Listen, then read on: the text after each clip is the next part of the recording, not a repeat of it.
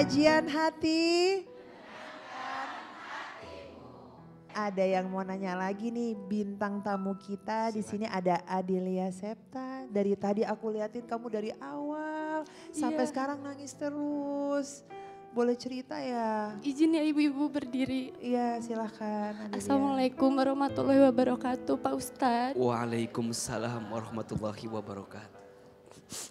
Jadi selama 5 tahun, hampir 5 tahun pernikahan,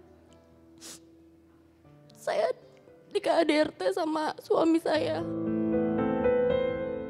Di KDRT-nya sampai di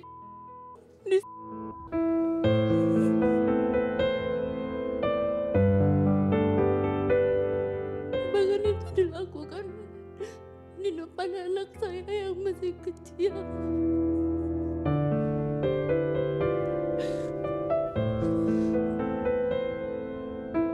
Sampai ada di momen waktu mau berpisah, terus rebutan anak. Dia tuh bilang kayak gini ke saya, Pak Ustadz, ini anak aku, kamu mah cuman hamil sama melahirkan aja, yang bayar rumah sakit aku.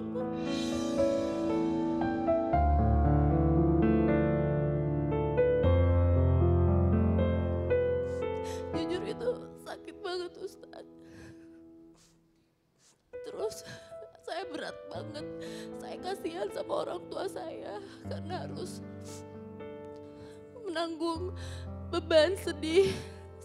KDRT-nya yang terakhir itu parah banget Ustadz.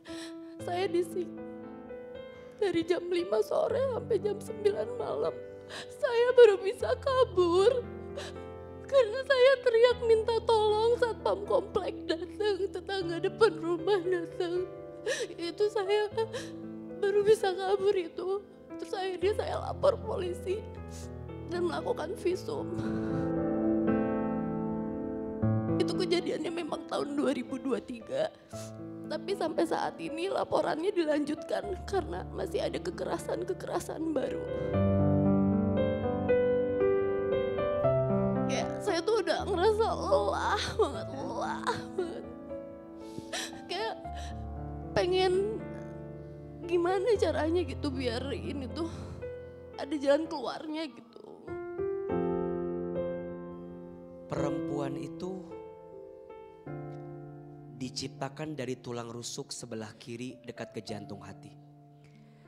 Kenapa perempuan tidak diciptakan dari tulang kepala dan kenapa perempuan tidak diciptakan dari tulang kaki?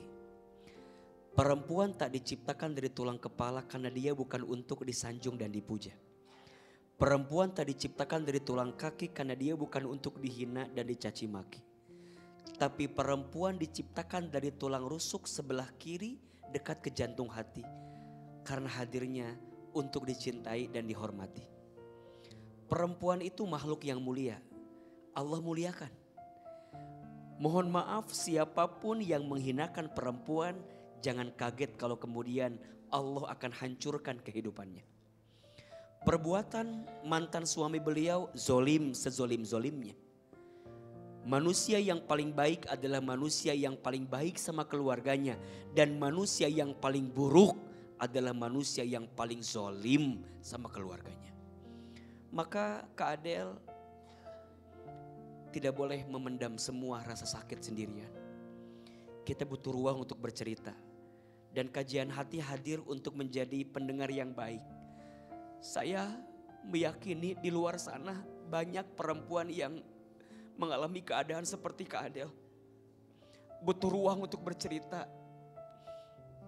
Butuh penguat untuk bisa menguatkan. Tidak ada salahnya bercerita.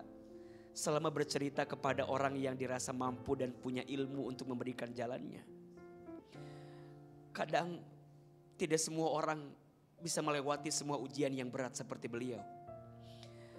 Semoga Allah jaga Kak Adel ke depan dengan segala kebaikan yang Tuhan titipkan. Dan harusnya mantan suami beliau mendapatkan balasan, ganjaran. Izin mohon maaf, diproses secara hukum atau tidak kalau boleh tahu? Iya diproses secara hukum sekarang. Sudah selesai? Belum, masih mohon doanya makanya. Ya. Karena korbannya bukan cuma saya Pak Ustadz. Maksudnya? Jadi ketika itu viral, mantan-mantan pacarnya pada reach out ke saya. Kayak bilang makasih karena mereka juga merasakan di abuse sama dia. Salahnya saya memang waktu belum menikah saya nggak tahu kalau dia kayak gitu. Bener-bener nggak tahu. Oke, ini juga pelajaran untuk kita semua. Hati-hati memilih seseorang. Harus tahu track recordnya, harus tahu seperti apa portofolio dalam hidupnya.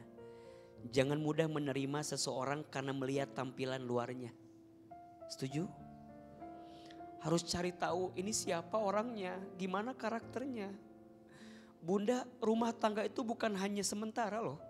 Rumah tangga itu bahtera besar untuk bisa melangkah selamanya. Bukan hanya di dunia tapi sampai ke surga.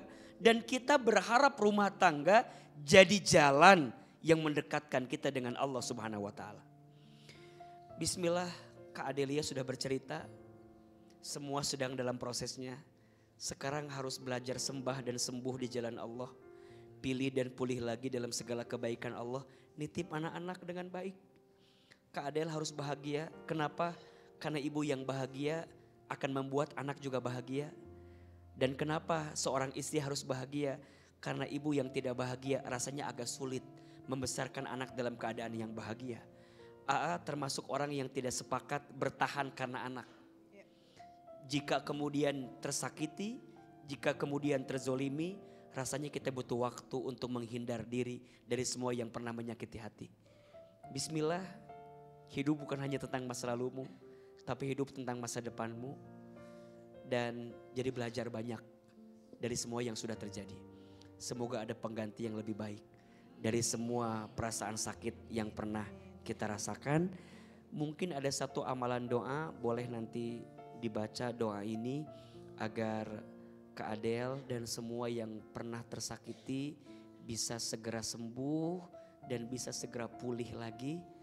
Tolong dibaca, banyak baca-baca doa La ilaha illa anta subhanaka inni kuntu minadz-dzalimin. Ini doanya Nabi Yunus alaihi salam ketika beliau terperangkap dalam perutnya ikan paus. Bisa kita analogikan untuk semua yang sedang terperangkap dalam keadaan yang sulit, yang rumit, dan agar kita bisa lepas dari semua yang menyakiti. Semoga doa ini jadi amalan yang menguatkan kita. La ilaha illa anta subhanaka inni kuntu minadz-dzalimin. Amin ya rabbal alamin. Terima kasih Ustadz. Adel semangat, insya Allah Allah sembuhkan dan Allah mudahkan jalannya ya. Lebih ke sedih sih, kenapa harus ngalamin salah pilih orang untuk dijadikan imam di keluarga. Pokoknya ke distract hal-hal yang ngingetin sama kejadian di masa lampau, kejadian yang menyangkut sama yang bersangkutan itu langsung panic attack gitu. Kalau maafin ya dari sebelum-sebelumnya juga udah maafin, cuman dari pihak sananya nggak ada itikat baik untuk berubah. Masih melakukan kekerasan terus sampai tahun 2025. Kalau itu karena udah keseringan, sampai ngerasa itu hal yang biasa aja. Karena udah keseringan gitu sama yang bersangkutan. Mau kayak setiap hari pun selalu bilang sama anak, maaf ya dek, mami harus kayak gini. Semoga adek ngerti. Aku percaya semakin bertambahnya waktu anak aku pasti ngerti kenapa harus kayak gini.